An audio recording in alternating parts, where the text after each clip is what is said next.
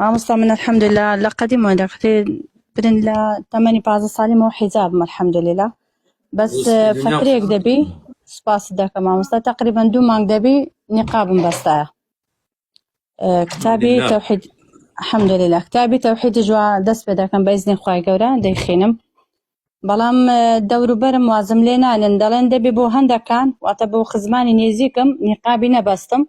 بڕام بۆ بێگانە بیبەسم ئایا جایزە ئەو هایان نا والله جائزة وكو جائز أو كذلك أجر جيشت أو أستيك بلغ كان لبرتاوي تو غطاء الوجه واجب بيت متابتك عفتك بيشتاو بيت بوي سنزرات شي خلقي برامبر نبيت أو كاتك جيشت أو مرحلة كواجب بس الشيخ الباني رحمه الله أو تويتي واجب نية بلكو لمكارمة ولا لسنة جورا كان والله مالو من دالكي همي بيتشان بيوه وتيان يا شيخ مال من دالتو بيتشان بيوه نقابيان هي وبيتشان هي كتشيطولي واجبنية قلتي مكارم أخلاق بسار سندي حديث بسر سندي بسر فتوى كي من كوتو جد ليها جاء أما أشت أو بحدوه دائما أقرب لايتو غطاء الوجه كشف الوجه حلال نية بو غير ذي محرم أو كاتا ألين أقر إجباري عن كردي قلنا أحبار نابي أما أقر إجبار نكرا تواني مقام كي نايكم جد من حرم نايكم بو براي ميرديا بو براي بوچه بو كرمامة كرخالة موزاوانا مع شاهد نرواي فأقر وتيان بو أوانا أقر بتواني نايكي ميك أجر زور اللي يكره وزغت اللي خلينا أجرن ألين دروا المفسدة بيك أو إرادان نستاندوي والله مليرو كان اشتكى لجوري أبيت ليش بيخوش بك أو ندر أنجامي هي رفتاري تو شونك بيغمبر يكرم فرمي عليه الصلاة والسلام دار الإسلام غريبا وسيعود غريبا إسلام بغريبي هات وبغريبيش أجريته فطوبى للغرباء مش دبه لوانك غريبة بن صحابة بيانسي ويا رسول الله يستوى إسلام ودنيا هاي بلا بغريبيات بلام جاري كتبتو بلي إسلام زعيب بياخدنا أهلي علم شي فرمون أهلي علم فرمون إسلام دو جا غريب ولا حديثك في غنبر فرمي صلى الله عليه وسلم جاري كمان كغريب أو إسلام لنيو كافران دا غريب جاري دوم كإسلام غريبة به لبر لوازي إسلام بر كمين مسلمانان نية ياخذ ظالبوني كفر بس الإسلام غريب به بلكو غريبي إسلام لتشوال شوي أنا پیغمبر فرمي عليه الصلاة والسلام كان لحديثك صحيحة بس دو غربتي كذا غربتي كم مسلمان غريب أبن لنا وكافرة هجرتي عن كربو حبشة جاية كم هجرت بوم دعاء بو مدينة پیغمبر هم يعني بريك كأروش نزتي أنا كده سام بسترو سامانك إذا أجر هندي كان شيء زمينا كاس جن كرام عندك تعذيب دراني كم كسر كشيء كل الإسلام سمية بور خزرك كان دامن ده زقيان دران أبا جهل أجا پیغمبر قلتي شون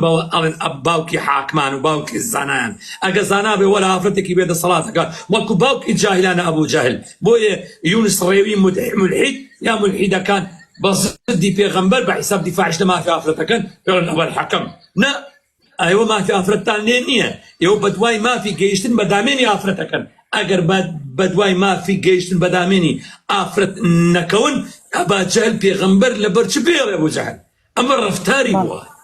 أو رفتاري بوا أفرتك يكشوا جاء ليرة صحابة رزقاني پیغمبر صلى الله عليه وسلم ليشوا آزار ونار حتيا دابون غريبون جاري دوم علماء فرمون غربي دوم مسلمان لنيو مسلمانان دا غريب أبيه فبوي غريب يعني بيكس استعطوا لنا وقم وقيل كي يقول شتيك شازي وبيكسي قال لي بيبشتو بناي همودي مق فني بسرت بالفعل قال لي قش كف ليرة أبي توضلت خوش بيبوتشي بيغمبر فرمي فطوبة مش ده بيبوتشي للغرباء بوانيك غريبة بن جا كوات ليرة اليوم مش دي بيغمبري صلى الله عليه وسلم نار حد نبي رفتاري خزمو كسو دور برد نبي تماي صاربونوي تو لوي كإيمانة بيها يا ومن لقر الرأي كي تو داما وي كتوب ويأتي درستا الحمد لله بله دست خوش سوال بله سوال دومیشم ما مستعمل بخوم خیاتم بپاره خیاتی خوم دتوانم عمري پی بکم لبروی والله پیاوەکەم بەخۆم ئیزنم دەدا بەس ئەو بخۆی دەرێ ئەمن ڕاستی دەرێ حەج و عەمرە بێتە بە دەرگای نایکەم یعنی یەکو برێ بڕوای بەڵێ بەس ڕێگای بە مندایە حەج و عومرە واجبە کەسێکیش باوەڕی پێ نەبێت باوەڕی بە ڕوکنێک لە ڕوکنەکانی ئیسلام نییە کەواتە ئەو کەسە مسلمان نابێ أركان الإسلام الإيمان شهادة أن لا إله إلا الله وإقام الصلاة وإيتاء الزكاة وصوم رمضان في زمر كنتب وحج بيت الله حج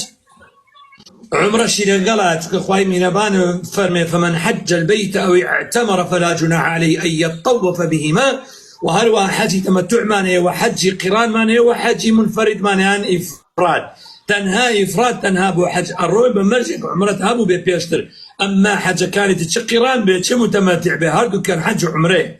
جابوي الله يخشك كيمن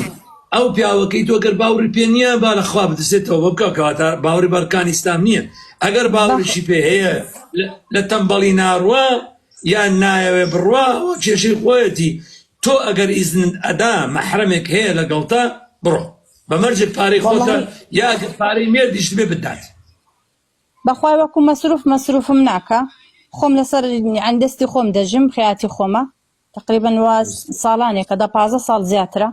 بەڵام وەکو بری حۆڕی کردی مەوتیتی گەردەن تا ئازای بەس ئەمە کۆمەڵە ئافرێتێکن تقریبا 19 نەفەر ئەوها هەر قەومی خۆمانین برێن ئارە خەزورانم پێکەوە دەچین جایزە ئەوها خەزورت لەگەر بێ دروستە خەزور مەحرەم دانا بەس یعنی ئافرەتین تقریبا 8 نەفەر 9 نەفەر ئەها بەس ئافرەتین 500 ئافرەتش بێ مەحرەم نابێت إلا مقر أو آفرتانا لا يرجون نكاحا يعني أوانك بتمنع تيبريونو أوانين خلق جن آفرتا بوبا قيدجن يعني أوانكتنا بنجاو تشلو بنجاو شستو أنا إتر وكو بياو خلق تباشا نكات جد لي يعني قوربوني إتر أما نوعا ألين بو عمري واجب يعني حج واجب يا كم جاريان ببابرون أما غيري أو جوان وجاحل بنخر مروا كواتشو مكلف حتى وكو محرمة أبي باش أديك كرة كام تقريبا 16 ساڵە أبي لەگەر خۆم بیبە بالغة كرة بالغ ببيبة بەڵێ نەکرێ ئەو محرمت تا دەسەکانت خۆش بخوا جەزای خێرتان بداتەوە خوا پاداشتان بداتەوە یا ڕەبێ مەمنونتان دەبم